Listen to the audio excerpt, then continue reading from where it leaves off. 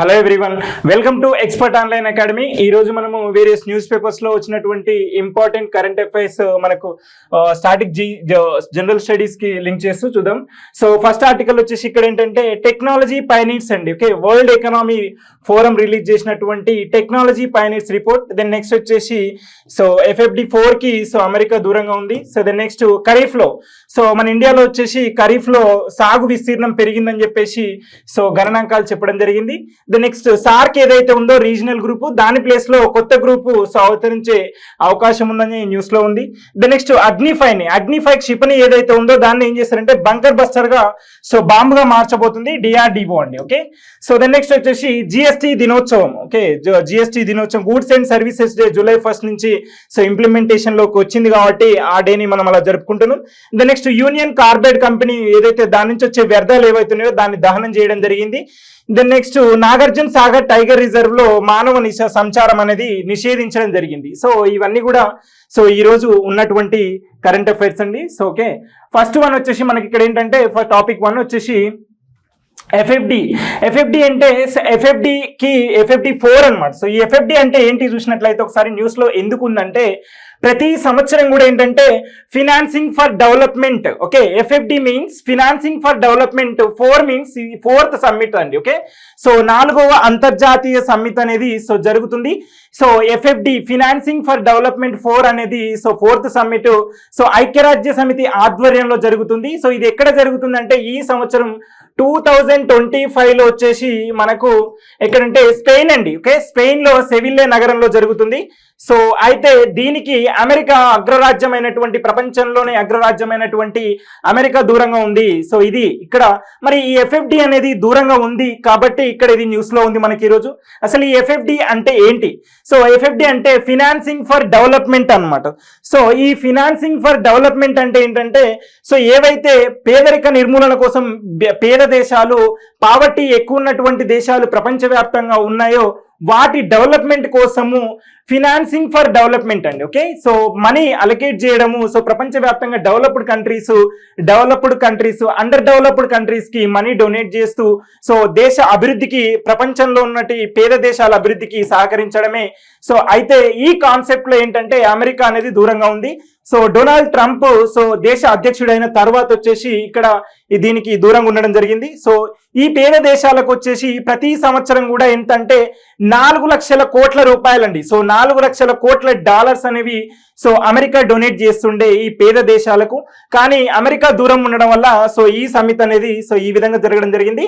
So United nation general అసెంబ్లీలో ఉన్నటువంటి 193 సభ్య దేశాలన్నీ కూడా సో ఈ ఫినాన్సింగ్ ఫర్ డెవలప్మెంట్ కి సో వర్క్ చేయడం జరుగుతుంది. సో అమెరికా మాత్రం దూరంగా ఉండడం జరిగింది. ఓకే, సో ఇది ఇక్కడ మనం అబ్జర్వ్ చేయాల్సిన పాయింట్. ఓకే, దెన్ నెక్స్ట్ ఇక్కడ ఈ సమ్మిట్ లో మనకు స్పెయిన్ లోని సెవిల్లే నగరంలో జరిగినటువంటి సమ్మిట్ లో సో ఈ వెనుకబడినటువంటి దేశాల కోసం తీసుకున్నటువంటి నిర్ణయాలు ఏంటంటే వార్షిక వనరుల ద్వారా రాబడిని ఏం చేయాలంటే కనీసం 15% ని సో ఇంక్రీజ్ చేయాలని చెప్పేసి. దెన్ నెక్స్ట్ వరల్డ్ లెవెల్లో ఉన్నటువంటి ఆర్గనైజేషన్స్ ఏవైతే ఉన్నాయో IMF కానీ వరల్డ్ బ్యాంక్ కానీ ఇవి ఏంటంటే వాటికి ఇవ్వాల్సినటువంటి పేద దేశాలకు ఇవ్వాల్సినటువంటి బ్యాంక్ లోన్స్ అనేవి ఇంక్రీజ్ చేయాలి, 3 times ఇంక్రీజ్ చేయాలని చెప్పేసి డెసిషన్ తీసుకోవడం జరిగింది. దెన్ నెక్స్ట్ వచ్చేసి అప్పుల భారాన్ని అన్నమాట. సో అప్పుల భారాన్ని తగ్గించడం కోసము సో ఏంటంటే తట్టుకునేందుకు కొన్ని సంస్థలు రాబడిని ఇన్సెంటివ్స్ ప్రొవైడ్ చేయాలి. ఆ పేద దేశాలు ఏవైతే ఉన్నాయో ప్రపంచవ్యాప్తంగా వాటికి ఇన్సెంటివ్స్ ఇవ్వాలి. సో ఏంటంటే అలాగే మనకు అప్పులు ఎక్కువ ఇవ్వాలని చెప్పేసి సో ఈ విధంగా సో కొన్ని సూచనలు సూచించడం జరిగింది. ఓకే, సో ఇది. Then next another important topic వచ్చేసి ఈరోజు ఏంటంటే ఖరీఫ్ అండి. ఓకే, ఖరీఫ్ లో 11% పెరిగిన సాగు విస్తీర్ణం. ఓకే, 11% ఇంక్రీజ్ అయింది సాగు విస్తీర్ణం. జనరల్ గా మన భారతదేశము అగ్రికల్చర్ ఎకానమీ అండి. Okay, agro economy. So majority of people అనేది అగ్రికల్చర్ మీద డిపెండ్ అవుతూ ఉంటారు. సో చూసినట్లయితే ఇక్కడ మనకు ఎకానమీలో అగ్రికల్చర్ అనేది సో ఒక టాపిక్ ఉంటుంది. సో ఇక్కడ ఏంటంటే ఖరీఫ్ అండి. సో మన దేశంలో చూసినట్లయితే అగ్రికల్చర్ లో ఏంటంటే ఒక 3 సీజన్స్ ఉంటాయి. ఖరీఫ్ ఒకటి ఉంటుంది, దెన్ నెక్స్ట్ వచ్చేసి రబీ ఉంటుంది, సో 3rd సీజన్ వచ్చేసి జైద్ ఉంటుంది. ఓకే, ఖరీఫ్ వచ్చేసి వానాకాలం పంటలు అంటారు, సో రబీ వచ్చేసి యాసంగి పంట అంటారు మన తెలంగాణలో. ఓకే, సో అయితే ఈ ఖరీఫ్ సీజన్ లో 11% ఇంక్రీజ్ అయిందండి ఏరియా వచ్చేసి. సో ఏంటంటే సాగు విస్తీర్ణం వచ్చేసి లాస్ట్ లాస్ట్ ఇయర్ ఖరీఫ్, దేనికి ఖరీఫ్ అంటే లాస్ట్ ఇయర్ 2024 ఖరీఫ్ నాటికి 2025 ఖరీఫ్ నాటికి ఈ రెండు డిఫరెన్సెస్ చూసుకున్నట్లయితే సో విస్తీర్ణం వచ్చేసి 11% ఇంక్రీజ్ అయిందని చెప్తున్నారు. ఓకే, సో అగ్రికల్చర్ కేంద్ర వ్యవసాయ శాఖ అనేది వెల్లడించడం జరిగింది. సో ఇది ఇక్కడ మనం అబ్జర్వ్ చేయాల్సిన పాయింట్. మరి 2024 లో చూసుకున్నట్లయితే ఖరీఫ్ లో ఎంతంటే 234 లక్షల హెక్టార్లు. సో ద నెక్స్ట్ 2025 లో ఎంతంటే 262 లక్షల హెక్టార్లకు సో ఇంక్రీజ్ అవ్వడం జరిగింది. సో ఇక్కడ వచ్చేసి 26 అండి. ఓకే, 26 లక్షల హెక్టార్లలో సో విస్తీర్ణం పరంగా సాగు అనేది పెరిగింది అని చెప్తున్నాం. ఇక్కడ ఇది మనం అబ్జర్వ్ చేయాల్సిన పాయింట్స్. ఓకే, దెన్ నెక్స్ట్ ఇందులో మరి క్రాప్స్ చూసినాము. ఈ క్రాప్స్ లో వచ్చేసి ఇది ఏది ఎక్కువగా ఉందంటే సో వరి అండి. వరి వచ్చేసి వరి మనకు అత్యధికంగా సాగు అనేది ఇంక్రీజ్ అయింది. 2024 కి 2025 కి ఎంత అంటే సో 11 లక్షల హెక్టార్ల మేర వరి సాగు అనేది ఇంక్రీజ్ అవ్వడం జరిగిందని చెప్పేసి చెప్తున్నాం. సో ద నెక్స్ట్ వచ్చేసి అనదర్ ఇంపార్టెంట్ క్రాప్స్ వచ్చేసి కంది కానీ. సో ఇవన్నీ కూడా ఖరీఫ్ క్రాప్స్. సో గుర్తుపెట్టుకోండి, ఖరీఫ్ క్రాప్స్ అంటే కంది కానీ, రాగి కానీ, చిన్న తృణధాన్యాలు పల్సెస్ కానీ, సో ఆముదం, జొన్న, పత్తి, ఇవన్నీ ఖరీఫ్ క్రాప్స్ అనేవి సో ఏం చేసినాయి అంటే తగ్గినాయండి. సో ఇవి తగ్గినాయి. ద నెక్స్ట్ వచ్చేసి పత్తి సాగు. సో పత్తి సాగు వచ్చేసరికి మేజర్ గా తగ్గినటువంటి క్రాప్స్ వచ్చేసి సో 5.31 లక్షల హెక్టార్స్ లో తగ్గింది. ఓకే, సో ఈ ఖరీఫ్ క్రాప్స్ లో వరి అనేది పెరిగింది, పత్తి అనేది తగ్గింది. ఓకే, సో ఇది మనకి ఎగ్జామినేషన్ పాయింట్ ఆఫ్ వ్యూలో క్రాప్స్ గురించి గుర్తుపెట్టుకోండి. దెన్ నెక్స్ట్ వచ్చేసి అనదర్ ఇంపార్టెంట్ టాపిక్ వచ్చేసి ఇక్కడ ఓకే, సో సార్క్ స్థానంలో కొత్త గ్రూప్ అండి. ఓకే, సార్క్ అంటే ఏంటి, సో అసలు న్యూస్ లో ఎందుకు ఉంది అంటే సో రీసెంట్ గా మనకు పహల్గామ్ అటాక్ జరిగిన తరుణంలో సార్క్ ఏదైతే రీజనల్ గ్రూప్ ఉందో సో ఈ రీజనల్ గ్రూప్ ప్లేస్ లో కొత్త గ్రూప్ ఏర్పాటు చేయబోతుందని చెప్పేసి మనకు న్యూస్ లో ఉంది. దీనికి చైనా, పాకిస్తాన్, బంగ్లాదేశ్ అండి. ఓకే, చైనా, పాకిస్తాన్, బంగ్లాదేశ్ ఈ 3 కంట్రీస్ కూడా సో ఏం చేస్తున్నాయంటే సో కసరత్తులు చేయడం జరుగుతుంది. ఇక్కడ పాక్ సార్క్ స్థానంలో సో ఇది ఏర్పాటు చేయబోతుంది. మరి సార్క్ ఏంటి, మనకి ఎగ్జామినేషన్ పాయింట్ ఆఫ్ వ్యూలో ఏంటంటే సార్క్ గురించి ఇంపార్టెంట్ అండి. ఈ సార్క్ అనేది ఏంటంటే south Asian association regional cooperation అండి. ఓకే, ఈ సార్క్ అనేది సో మనకు రీజనల్ గ్రూప్ ఇది. సో ఎప్పుడు ఫామ్ అయింది మరి చూసినట్లయితే 1985 లో అండి. 1985 లో ఫామ్ అయింది. ఓకే, సార్క్ అనేది ఒక రీజనల్ గ్రూప్. సో ఇండియా అనేది ఫౌండింగ్ మెంబర్. సో 1985 లో ఫామ్ అవడం జరిగింది. సో దీంట్లో వచ్చేసి బంగ్లాదేశ్, భూటాన్, ఇండియా, మాల్దీవ్స్, నేపాల్, పాకిస్తాన్, సో ఇవన్నీ కూడా మనకు ఇండియాస్ నైబరింగ్ కంట్రీస్ అండి. ఓకే, ఈ నైబరింగ్ కంట్రీస్ అన్ని కూడా దీంట్లో మెంబర్షిప్ ఉంది. ఇది ఇక్కడ మనం అబ్జర్వ్ చేయాల్సింది. సో చూడండి, ఇక్కడ వచ్చేసి సో ఇండియా ఉంది కదా. సో ఇండియా అనేది దీంట్లో సార్క్ లో వచ్చేసి founding member.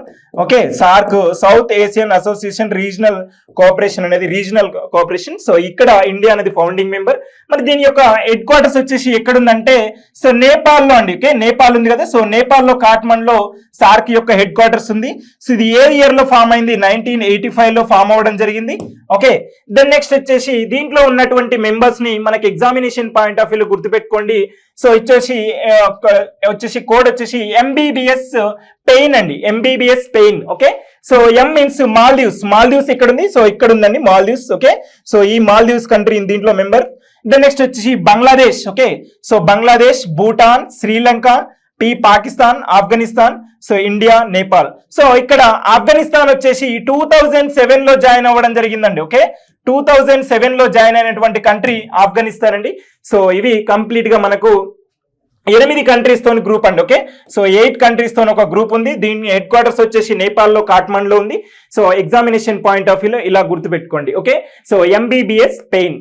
Okay, then next వచ్చేసి మనకు ఎవ్రీ 2 సంవత్సరాలకు ఒకసారి అండి. ఓకే, ప్రతి 2 సంవత్సరాలకు ఒకసారి మనకు దీని యొక్క మీటింగ్ అనేది జరుగుతుంది ఆల్ఫాబెట్ ఆర్డర్స్ లో. సో ఈ కంట్రీస్ ఏవైతే ఉన్నాయో వాటి ఆల్ఫాబెట్ ఆర్డర్స్ లో సో మీటింగ్ అనేది జరుగుతూ ఉంటుంది. ఓకే, 2014 లో వచ్చేసి మనకు సో నేపాల్ లోని కాఠ్మండ్ లో జరిగింది. దెన్ నెక్స్ట్ వచ్చేసి 2016 లో ఓకే 2016 లో వచ్చేసి పాకిస్తాన్ లో జరగాలి మీటింగ్. ఓకే, సో మనకి ఇక్కడ 2016లో వచ్చేసి పాకిస్తాన్లో జరగాలి, పాకిస్తాన్లోని ఇస్లామాబాద్లో జరగాలి. కానీ మనకు అప్పుడు ఉరీ అటాక్ మీద, జమ్మూ కాశ్మీర్లోని ఉరీ పైన అటాక్ చేయడం వల్ల పాకిస్తాన్, సో మనము భారతదేశం అనేది సో ఈ పాకిస్తాన్లోని ఈ మీటింగ్కి అటెండ్ అవ్వనని చెప్పేసింది, అవ్వలేదు. సో ఇక్కడ 2016 నుంచి కూడా ఈ సార్క్ అనే గ్రూప్ అనేది సో ఇక్కడ సెషన్స్ అనేవి కండక్ట్ చేయలేదు. సో ఇది ఇక్కడ మనం examination point of view observe చేయాల్సింది. సో ఈ 2014లో జరిగింది, ఇది వచ్చేసి 18th సెషన్ అండి. Okay, so 18th session so ఇక్కడ నేపాల్లోని కాఠ్మండ్లో జరగడం జరిగింది. సో ఇది దీనికి మన భారత్ అటెండ్ అవ్వడం జరిగిందండి. ఓకే, సో ఇది ఎగ్జామినేషన్ పాయింట్ ఆఫ్ వ్యూలో గుర్తుపెట్టుకోండి. దెన్ నెక్స్ట్ వచ్చేసి అనదర్ ఇంపార్టెంట్ వన్ వచ్చేసి ఇక్కడ ఏంటంటే ఫస్ట్ మీటింగ్ ఎక్కడ జరిగింది? బంగ్లాదేశ్ లోని ఢాకా అండి. ఓకే, సో ఫస్ట్ మీటింగ్ ఎక్కడ జరిగింది? సార్క్ యొక్క ఫస్ట్ మీటింగ్ వచ్చేసి బంగ్లాదేశ్ లో ఢాకాలో జరగడం జరిగింది. సో ఇది దెన్ నెక్స్ట్ వచ్చేసి ఇన్ బ్రీఫ్ గా సో బైఎన్ఎల్లో జరుగుతాయి 2 సంవత్సరాలకు ఒకసారి ఆల్ఫాబెటికల్ ఆర్డర్ లో. సో హెడ్ క్వార్టర్స్ వచ్చేసి కాఠ్మండ్ నేపాల్లో ఉంది. సో దీని యొక్క అబ్జర్వర్ స్టేటస్ ఒక 10 కంట్రీస్ అనేవి, దీని యొక్క కంప్లీట్ గా 8 కంట్రీస్ ఉన్నాయి group. So but observer status కూడా ఉన్నాయి. So Australia, China, so European Union, then next వచ్చేసి Iran, Japan, so Mauritius, Myanmar, South Korea and United States USA కూడా. సో ఇవన్నీ కూడా అబ్జర్వర్ స్టేటస్ ఉంది దీంట్లో. సో ఓకే, 2014లో నేపాల్లో కాఠ్మండ్లో జరిగింది, 16లో వచ్చేసి క్యాన్సిల్ అవ్వడం జరిగింది పాకిస్తాన్ లోని ఇస్లామాబాద్ లో. సో ఇక్కడ సమిట్ ఉండాల్సి ఉండే, సో మనకు ఉరీ అటాక్ కారణంగా సో ఇక్కడ మనము అటెండ్ అవ్వలేదు, సెషన్స్ అనేవి ఆ తర్వాత కండక్ట్ చేయలేదు.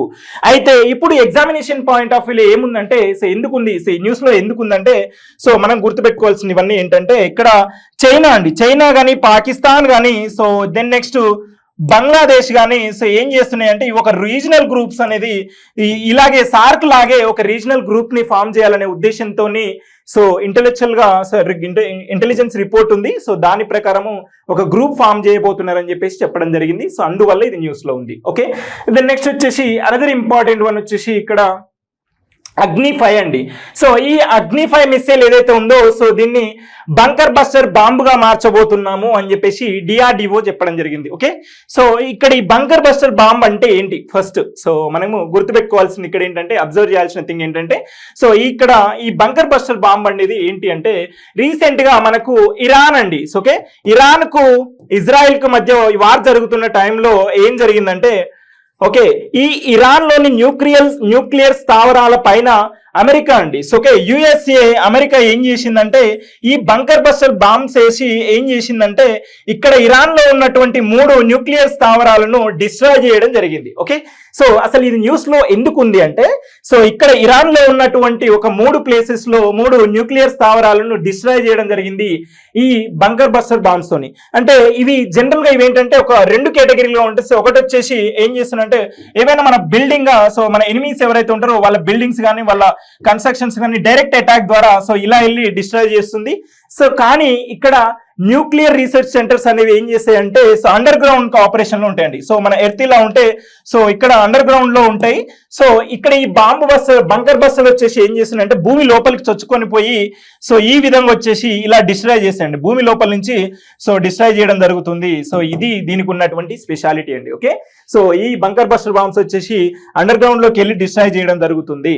సో అందువల్ల సో ఇక్కడ మనకు అగ్ని-5 మిసైల్ ఏదైతే ఉందో సో ఈ అగ్ని-5 మిసైల్ ని ఏం చేస్తున్నాము అంటే సో ఈ విధంగా బంకర్ బస్టర్ బాంబుగా మార్చబోతున్నాం అని చెప్పేసి డిఆర్డిఓ ప్రకటించడం జరిగింది. ఓకే, సో మరి ఈ అగ్ని-5 మిసైల్ అంటే ఏంటి? సో ఇక్కడ చూసినట్లయితే ఈ అగ్ని-5 మిసైల్ వచ్చేసి క్షిపణి అండి. సో మన ఇండియాలో సో ఇక్కడ చూసుకున్నట్లయితే ఒకసారి అగ్ని-5 మిసైల్స్ గురించి ఓకే సపోజ్ ఇక్కడ ఒడిస్సాలోని సో అబ్దుల్ కలాం ఐలాండ్ తోని కనుక ప్రవేశించినట్లయితే సో ఈ అగ్ని-5 మిసైల్స్ అనేది ఎంతవరకు డిస్ట్రాయ్ చేయొచ్చు అంటే 5000 కిలోమీటర్స్ అండి. సో ఓకే ఇక్కడ రేడియస్ చూసుకున్నట్లయితే సో ఈ విధంగా అంటే చైనా కానీ పాకిస్తాన్ కానీ ఆఫ్ఘనిస్తాన్ సో ఈ కంట్రీస్ అన్ని కూడా సో ఇక్కడ మనము డిస్ట్రాయ్ చేయొచ్చు. సో ఇంతవరకు కూడా సో ఇది ఇంతవరకు అంటే దీని రేంజ్ వచ్చేసి ఆపరేషనల్ రేంజ్ వచ్చేసి 5500 కిలోమీటర్స్ అండి. ఓకే, సో 5500 కిలోమీటర్స్ వరకు సో ఎనిమీ స్థావరాలని డిస్ట్రాయ్ చేయొచ్చు. సో ఇది అండి. సో ఈ విధంగా దీన్ని అండర్ గ్రౌండ్ అనమాట. సో ఈ బంకర్ బస్టర్ బాంబు లాగా చేయడం వల్ల సో మనకు పాకిస్తాన్ తోని ముప్పు ఉన్న సందర్భంలో ఏం చేస్తున్నామంటే దీన్ని ఆ విధంగా మార్చడానికి DRDO defence research development organisation అనేది ట్రై చేస్తుంది. సో ఈ అగ్ని మిసైల్స్ లో మనకి సిరీస్ ఉన్నాయి. So Agni, Agni, Agni, Agni. Okay, so ఇవి అండి. సో ఇది వచ్చేసి ఇక్కడ అగ్నిఫై వచ్చేసి మోర్ దెన్ 5000 కిలోమీటర్స్ అండి. Okay, so then next more than 5000 kilometres వరకు ఆపరేషనల్ రేంజ్ ఉంటుంది. సో దెన్ నెక్స్ట్ వచ్చేసి దీని యొక్క లెంత్ వచ్చేసి 17.5 మీటర్స్, స్పీడ్ వచ్చేసి మ్యాక్ 24 అండి. ఓకే, 3 స్టేజ్ సాలిడ్ ఇంజిన్స్ ఉంటాయి. సో ఏంటంటే న్యూక్లియర్ వెయిట్ ని కూడా సో మోసుకొని వెళ్ళగలుగుతుంది. ఓకే, 1500 kg వరకు న్యూక్లియర్ వెయిట్ ని కూడా మోసుకొని వెళ్ళగలుగుతుంది. సో ఇది ఇక్కడ అందువల్ల సో మనము బంకర్ బస్టర్ బాంబ్ లాగా సో దీన్ని అగ్నిఫైని సో మార్చబోతున్నాము. ఓకే, సో ద నెక్స్ట్ వచ్చేసి మనకి ఈ అగ్నిఫై 1, 2, 3 అనేవి మిసైల్స్ అండి. సో మన భారతదేశంలో ఏంటంటే మిసైల్ మ్యాన్ ఆఫ్ ఇండియా అని ఎవరిని అంటారు? సో అంటే ఏపీజే అబ్దుల్ కలాం గారిని అండి. Okay, so APJ Abdul Kalam గారిని ఏమంటామంటే మిసైల్ మ్యాన్ ఆఫ్ ఇండియా అని అంటాము. సో ఇది ఇక్కడ మనం అబ్జర్వ్ చేయాల్సిన పాయింట్. దెన్ నెక్స్ట్ వచ్చేసి మనకు అనేది ఇంపార్టెంట్ ఆర్టికల్ వచ్చేసి ఇక్కడ ఏంటంటే ఓకే జిఎస్టి దినోత్సవం అండి. సో ఈ రోజు జూలై ఫస్ట్ వచ్చేసి మనకు GST goods and services day అండి. ఓకే, ఎందుకు ఈ రోజు జరుపుకుంటున్నాము అంటే మనకు భారత పార్లమెంట్ అనేది చట్టాన్ని చేయడం జరిగింది 2017 జూలై 1 నుంచి ఇండియా మొత్తం కూడా ఏంటంటే సో ఈ జిఎస్టి అనేది ఇంప్లిమెంటేషన్ లోకి రావడం జరిగింది. సో అందువల్ల ఆ రోజుని ప్రతి సంవత్సరం కూడా GST goods and services day గా జరుపుకుంటున్నాం. సో ఈ గూడ్స్ అండ్ సర్వీసెస్ ట్యాక్స్ అనేది ఏంటంటే ఇండైరెక్ట్ ట్యాక్స్ అండి. ఓకే, సో ఈ ఇండైరెక్ట్ ట్యాక్స్ అనేది సో మనము సో ఇండైరెక్ట్ ట్యాక్స్ సో ఇది ఏంటంటే ఇది సింప్లిఫై చేసింది. సో ఏంటంటే ఇక్కడ మనకు సెంట్రల్ ట్యాక్సెస్ కొన్ని ఉంటాయి, ఏంటి స్టేట్ ట్యాక్సెస్ కొన్ని ఉంటాయి. సో ఓకే, ఇక్కడ ఈ సెంట్రల్ ట్యాక్సెస్ వచ్చేసి ఒక 7, స్టేట్ ట్యాక్సెస్ వచ్చేసి ఒక 10, వీటన్నిటిని కూడా మిక్స్ చేసి ఓన్లీ వన్ ట్యాక్స్ గా ఏం చేసామంటే GST goods and services tax. Okay, so one nation one tax అనే కాన్సెప్ట్ తోని సో మనం తీసుకురావడం జరిగింది. Okay, so one nation one tax అండి. ఇక్కడ వన్ నేషన్ వన్ ట్యాక్స్ అనే కాన్సెప్ట్ తోని సో మనము ఇది తీసుకురావడం జరిగింది, జిఎస్టీని తీసుకురావడం జరిగింది. ప్రపంచవ్యాప్తంగా చూసినట్లయితే ఫ్రాన్స్ అండి. ఓకే, ఫ్రాన్స్ వచ్చేసి ఫస్ట్ కంట్రీ ప్రపంచంలోనే, ఫ్రాన్స్ వచ్చేసి జిఎస్టీని ఇంప్లిమెంట్ చేసినటువంటి ఫస్ట్ కంట్రీ. ఓకే, సో ఈ విధంగా జిఎస్టీ సో ఇప్పుడు సో మనకు భారతదేశంలో 122nd రాజ్యాంగ సవరణలో ప్రవేశపెట్టడం జరిగింది. కానీ 101 కాన్స్టిట్యూషనల్ అమెండ్మెంట్ అండి. ఓకే, సో 101 కాన్స్టిట్యూషనల్ అమెండ్మెంట్ ద్వారా సో ఏం చేశాము, సో భారత రాజ్యాంగాన్ని సవరించుకొని 101 కాన్స్టిట్యూషనల్ అమెండ్మెంట్ లో సో ఏం చేశామంటే జిఎస్టీ గురించి క్లియర్ గా మెన్షన్ చేయడం జరిగింది. ఓకే, ఇది ఇక్కడ మనం అబ్జర్వ్ చేయాల్సిన పాయింట్. ఓకే, భారత రాజ్యాంగంలో 101 కాన్స్టిట్యూషనల్ అమెండ్మెంట్ అండి. సో మనం ఇంట్రడ్యూస్ చేసింది 122 అండి. ఓకే, సో ఇది ఇక్కడ ఎగ్జామినేషన్ పాయింట్ ఆఫ్ వ్యూలో అబ్జర్వ్ చేయండి. దెన్ నెక్స్ట్ వచ్చేసి మనకి ఇక్కడ ఏంటి సో ఏంటంటే ఇక్కడ వన్ నేషన్ వన్ ట్యాక్స్ అనే కాన్సెప్ట్. ఓకే, సో ఇది దెన్ నెక్స్ట్ వచ్చేసి మరి రాబడులు ఏ విధంగా ఉన్నాయి, దీనివల్ల ఏమవుతుంది అంటే సో 2024 మేలో వచ్చేసి 1.72 లక్షల కోట్లు వసూలు చేయడం జరిగిందండి. ఓకే, 2024 మే. మరి అదేవిధంగా 2025 మేలో చూసుకున్నట్లయితే ఎగ్జాక్ట్లీ 1 year తర్వాత చూసుకున్నట్లయితే 2.01 లక్షల కోట్లు అండి. ఓకే, సో 2.01 లక్షల కోట్లు వసూలు చేయడం జరిగింది. ఈ పీరియడ్ లో హైయెస్ట్ కలెక్షన్స్ వచ్చేసి మనకు 2.37 లక్షల కోట్లు ఎప్పుడు నమోదైందంటే సో ఇయర్ ఎండింగ్ లో సో ఏప్రిల్ అండి. సో స్టార్టింగ్ లో వచ్చేసి సో ఇక్కడ ఏప్రిల్ అండి. సో 2025 ఏప్రిల్లో సో వసూలు చేయడం జరిగింది. సో ఇది మనకు గుర్తుపెట్టుకోవాల్సిన పాయింట్ అండి. ఓకే, దెన్ నెక్స్ట్ వచ్చేసి మనకు జిఎస్టీలో ఎన్ని స్లాబ్స్ ఉంటాయి ఏంటి చూసినట్లయితే ఒక జిఎస్టీ గురించి ఒక లుక్ అండి. సో ఏంటంటే 1 జూలై ఎప్పుడు ఇంప్లిమెంట్ చేసాము, ఎప్పటి నుంచి 1 జూలై 2017 నుంచి అండి. ఓకే, సో మన ఇండియా తీసుకున్నటువంటి మోడల్ వచ్చేసి కెనడా నుంచి తీసుకోవడం జరిగింది. సో ఈ జిఎస్టీ బిల్ అనేది మనకు 101 కాన్స్టిట్యూషనల్ అమెండ్మెంట్ అండి. ఓకే, సో మనకు 101 కాన్స్టిట్యూషనల్ అమెండ్మెంట్ కదా. సో దీనికి ఏంటంటే స్పెషల్ మెజారిటీ ఉండాలి. ఓకే, స్పెషల్ మెజారిటీ ఉంటూ హాఫ్ ఆఫ్ ది స్టేట్స్ అనేది సో కన్సెంట్ అనేది ఉండాలి కదా, పాస్ చేయాలి కదా సింపుల్ మెజారిటీతోని. సో అయితే ఇక్కడ ఈ హాఫ్ ఆఫ్ ది స్టేట్స్ లో వచ్చేసి అస్సాం అండి. బిల్ పాస్ చేసినటువంటి స్టేట్స్ లో అస్సాం ఫస్ట్ ప్లేస్ లో ఉంది, ఫస్ట్ అన్నమాట. సో మన ఇండియాలో ఉన్నటువంటి స్టేట్స్ లో 28 స్టేట్స్ అండ్ 8 యూనియన్ టెరిటరీస్ లో సో అస్సాం ఫస్ట్ ప్లేస్ ఉంది. దెన్ నెక్స్ట్ వచ్చేసి మనకి ఇంప్లిమెంటేషన్ లో ఈ గూడ్స్ అండ్ సర్వీసెస్ ట్యాక్స్ ని ఇంప్లిమెంట్ చేసినటువంటి మొట్టమొదటి రాష్ట్రం వచ్చేసి తెలంగాణ అండి. ఓకే, సో తెలంగాణ ఇంప్లిమెంట్ చేయడం జరిగింది. సో ఇది ఎగ్జామినేషన్ పాయింట్ ఆఫ్ వ్యూ గుర్తుపెట్టుకోండి.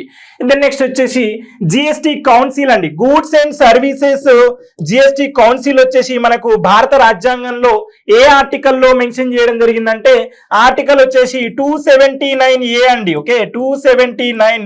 సో ఏలో మనకు జిఎస్టి కౌన్సిల్ గురించి మెన్షన్ చేయడం జరిగింది. ఓకే, దెన్ నెక్స్ట్ వచ్చేసి ఎప్పుడు పాస్ చేశారంటే 122nd constitutional amendment. Okay, so ఎప్పుడుంది, ఇంట్రడ్యూస్ చేసింది 122nd constitutional amendment, but bill pass అయింది మాత్రం 101 కాన్స్టిట్యూషనల్ అమెండ్మెంట్ అండి. ఓకే, సో దెన్ నెక్స్ట్ వచ్చేసి ఇక్కడ మనం అబ్జర్వ్ చేయాల్సింది ఏంటంటే జిఎస్టీలో వచ్చేసి సో ఏంటంటే 3 రకాలు ఉంటాయండి. ఓకే, సో 3 రకాలు, central GST, state GST,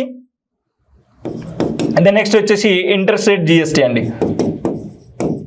so ఇలా 3 రకాలుగా ఉంటాయి.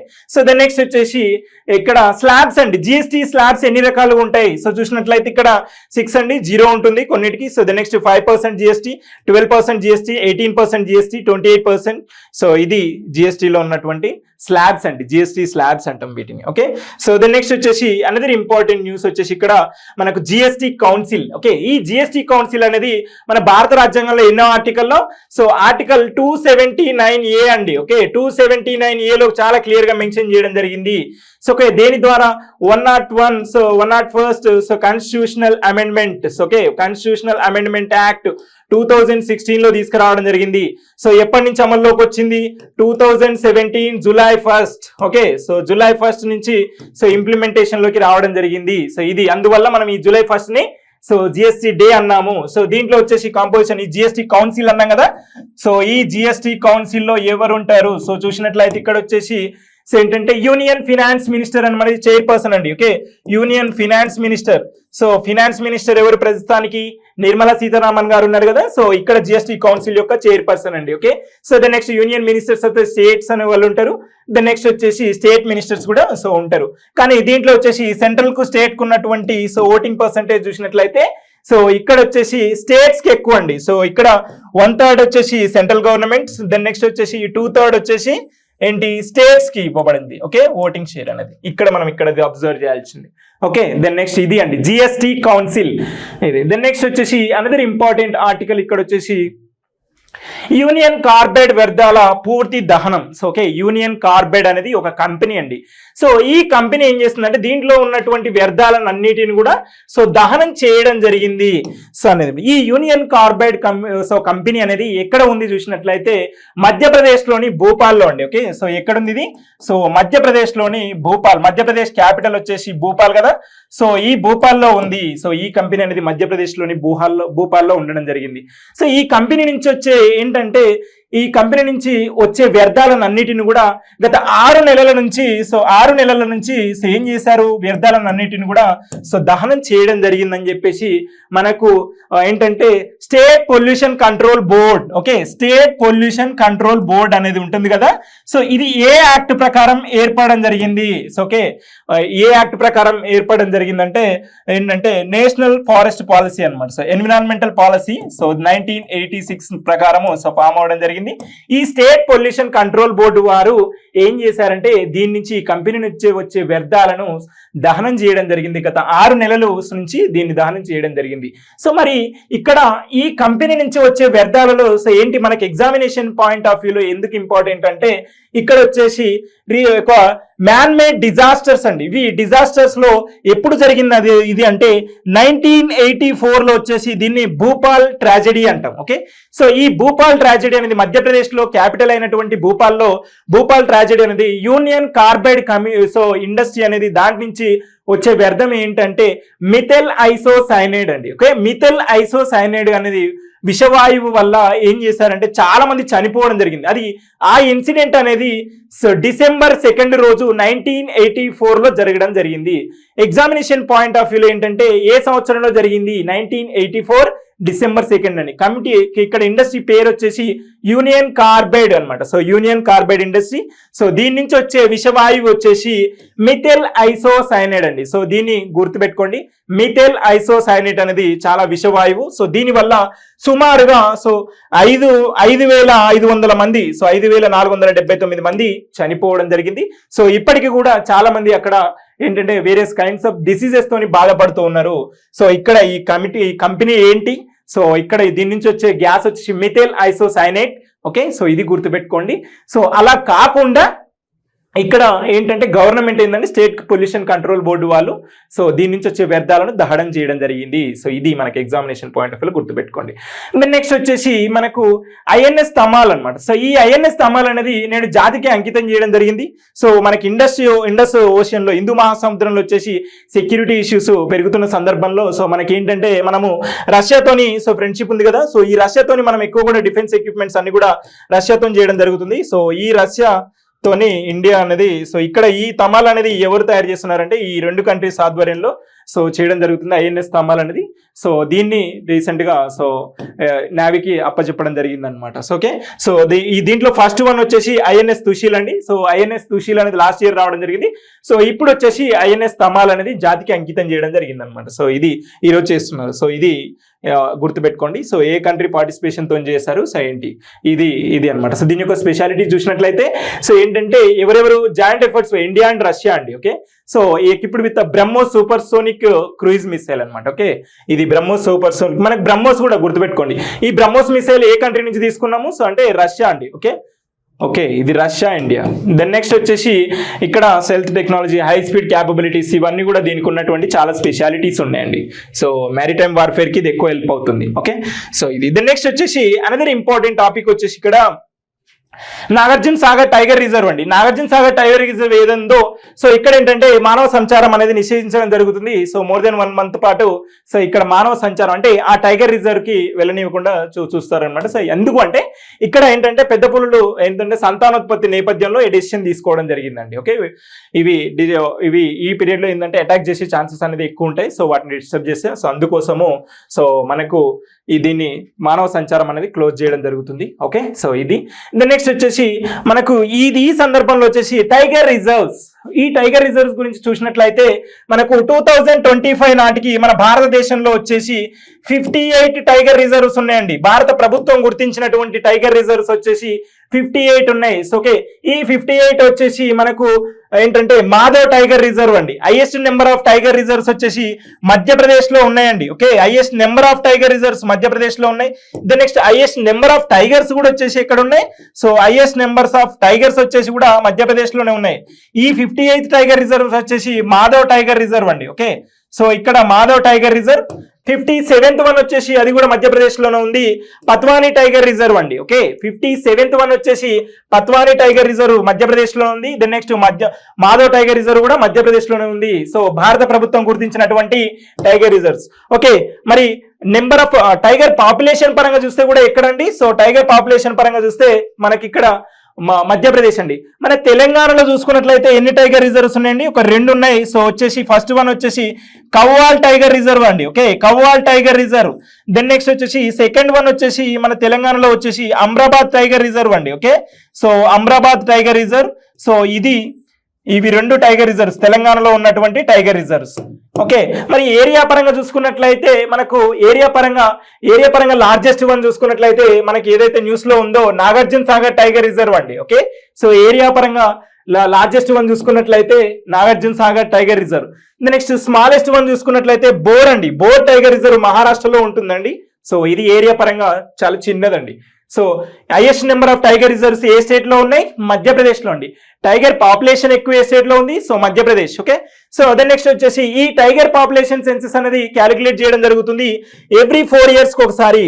సో కానీ ఎవరు అంటే ఇక్కడ నేషనల్ టైగర్ కన్జర్వేషన్ అథారిటీ అండి. Okay, so national tiger conservation authority every 4 years ఒకసారి టైగర్ పాపులేషన్ ని క్యాలిక్యులేట్ చేయడం జరుగుతుంది. సో ఇది ఎప్పుడు ఫామ్ అయింది, నేషనల్ టైగర్ కన్జర్వేషన్ అథారిటీ వచ్చేసి 2005వ సంవత్సరంలో ఫామ్ అవడం జరిగిందండి. ఇది ఏ మినిస్ట్రీ కింద వర్క్ చేయడం జరుగుతుంది, ministry of environment, forest, climate change అండి. ఓకే, దెన్ నెక్స్ట్ వచ్చేసి మన భారతదేశంలో టైగర్ పాపులేషన్ ని ఇంక్రీజ్ చేయడానికి తీసుకొచ్చినటువంటి ప్రాజెక్ట్ వచ్చేసి ప్రాజెక్ట్ టైగర్ అండి. ఓకే, ప్రాజెక్ట్ టైగర్ వచ్చేసి మనకు ఏ ఇయర్ లో సో మెన్షన్ చేయడం జరిగింది, సో వచ్చేసి తీసుకురావడం జరిగింది భారత ప్రభుత్వం అంటే 1973 అండి. 1973లో మనకు ప్రాజెక్ట్ టైగర్ ని తీసుకురావడం జరిగింది. ఎందుకంటే టైగర్ పాపులేషన్ ఇంక్రీజ్ చేయడానికి తీసుకొచ్చినటువంటిది ఏంటంటే ప్రాజెక్ట్ టైగర్ 1973. ఓకే, సో ఇక్కడ నాగార్జున సాగర్ టైగర్ రిజర్వ్ లో మానవ సంచారం నిషేధించిన ఈ న్యూస్ ప్రకారము సో కంప్లీట్ గా టైగర్ రిజర్వ్స్ గురించి ఇన్ఫర్మేషన్ అండి. దెన్ నెక్స్ట్ వచ్చేసి ఇక్కడ ఏంటంటే సో టెక్నాలజీ పైనీర్స్ 2025 రిపోర్ట్ అండి. ఈ టెక్నాలజీ పైనీర్స్ రిపోర్ట్ అనేది సో న్యూస్ లో ఎందుకు ఉందంటే సో దీన్ని వరల్డ్ ఎకనామిక్ ఫోరం అండి. సో వరల్డ్ ఎకనామిక్ ఫోరం ఉంది కదా, సో ఈ వరల్డ్ ఎకనామిక్ ఫోరం అనేది పబ్లిష్ చేయడం జరుగుతుంది. సో ఏ రిపోర్ట్ తోనంటే ఈ ఏవైతే స్టార్టప్స్ ఉంటాయి కదా, సో ఈ స్టార్టప్స్ అన్ని వరల్డ్ లెవెల్లో ఉన్నటువంటి స్టార్టప్స్ అన్నిటి గురించి టెక్నాలజీ పైనీర్స్ అండి. ఈ టెక్నాలజీ పైనీర్స్ అనే నేమ్ తోని వరల్డ్ ఎకనామిక్ ఫోరం అనేది పబ్లిష్ చేయడం జరిగింది. మోర్ దెన్ 100 స్టార్టప్స్ అండి. వరల్డ్ వైజ్ గా తీసుకుంటే ఒక 28 దేశాలలో సో ఏంటంటే 28 దేశాలలో ఉన్నటువంటి 100 స్టార్టప్స్ ని సో ఏం చేశారంటే వాటి ర్యాంకింగ్స్ ని పబ్లిష్ చేయడం జరిగింది. సో అందులో వచ్చేసి మన భారతదేశం నుంచి 100 స్టార్టప్స్ లో మన భారతదేశం నుంచి ఒక 10 ఉన్నాయండి స్టార్టప్స్. ఓకే, ఈ 10 స్టార్టప్స్ అనేది ఉండడం జరిగింది. సో అవి చూసినట్లయితే ఏంటి, సో మన భారతదేశం నుంచి ఈ 10 దీంట్లో వరల్డ్ ఎకనామిక్ ఫోరం అనేది సో గుర్తించడం జరిగింది. ఇది మనకి ఎగ్జామినేషన్ పాయింట్ ఆఫ్ వ్యూ గుర్తించండి. సో దెన్ నెక్స్ట్ వచ్చేసి ఇక్కడ అగ్నికుల్ కాస్మోసిస్ అండి. ఇక్కడ ఈ అగ్నికుల్ కాస్మోసిస్ అనేది చెన్నైలో ఫామ్ అవడం జరిగింది 2017లో. ప్రైవేట్ రాకెట్ స్పేస్ అండి. సో ఇది ప్రైవేట్ రాకెట్స్ గురించి, సో ఇది ఇక్కడ ఉంటుంది. సో నెక్స్ట్ అంటే స్మాల్ స్కేల్ రాకెట్స్ ని లాంచ్ చేస్తుంది. సో ఇది ఇక్కడ దీన్ని అగ్ని బాన్ అనేది చిన్న ప్రయోగం చేయడం జరిగింది. దెన్ నెక్స్ట్ సూపర్ బిగ్ డ్రోన్లెస్, ఇది బెంగళూరుకు సంబంధించింది private ones. Then next DB fact అనేది ఇది బెంగళూరుకు సంబంధించింది. దిగంతర అనేది కూడా సో ఇది అన్ని కూడా స్పేస్ సంబంధించినవి, సో బెంగళూరులో ఉన్నాయి. సో ఇవి ప్రైవేట్ వన్ అండి. దెన్ నెక్స్ట్ వచ్చేసి ఇది ఈగల్ అండి. సో ఇక్కడ ఈ ఈగల్ అనేది ఏంటంటే కేవైసీ ప్లాట్ఫామ్ అండి, డేటా షేరింగ్ ప్లాట్ఫామ్. ఓకే, ఈ know your customers data sharing platform ఉంది కదా, సో ఈగల్ అనేది మనకు హైదరాబాద్ వన్ అనమాట. సో ఇక్కడ మనకు వరల్డ్ ఎకనామిక్ ఫోరం ఏదైతే గుర్తించడం జరిగిందో మన ఇండియా తరఫున ఒక 10 కంపెనీస్ ను గుర్తిస్తే సో అందులో మనకు ఇక్కడ ఈగల్ అనేది హైదరాబాద్ నుంచి సో గుర్తించడం జరిగింది, తెలంగాణ నుంచి గుర్తించడం జరిగినట్టు సంస్థ అండి ఇది. ఈగల్ ని గుర్తుపెట్టుకోండి, టీజీపీఎస్సీ కండక్ట్ చేసే ఎగ్జామ్స్ లో ఇది ఇంపార్టెంట్. ద నెక్స్ట్ వచ్చేసి యాక్టివేషన్ ఎనర్జీ వచ్చేసి ఇది Bengaluru based company. The next sight flight ఇది Mumbai based one. Galaxy AI బెంగళూరుకు సంబంధించింది. సో ఐఐటి మద్రాస్ విద్యార్థులు ఏర్పాటు చేశారు. సోలార్ స్కేర్ వచ్చేసి ఇది ముంబైకి సంబంధించింది. ఐబిహెచ్ఎం అనేది ఐఐటి మద్రాస్ వాళ్ళు ఏర్పాటు చేసినటువంటి సో కంపెనీ. సో మన తెలంగాణలో సో హైదరాబాద్ తరపు నుంచి ఈగల్ అనమాట. So eagle data sharing platform వచ్చేసి సో ఈగల్ ని గుర్తుపెట్టుకోండి. సో ఓకే, ఎవరు రిపోర్ట్ ఈ పబ్లిష్ ఎవరు చేశారు, సో వరల్డ్ ఎకనామిక్ ఫోరం అండి. ఓకే,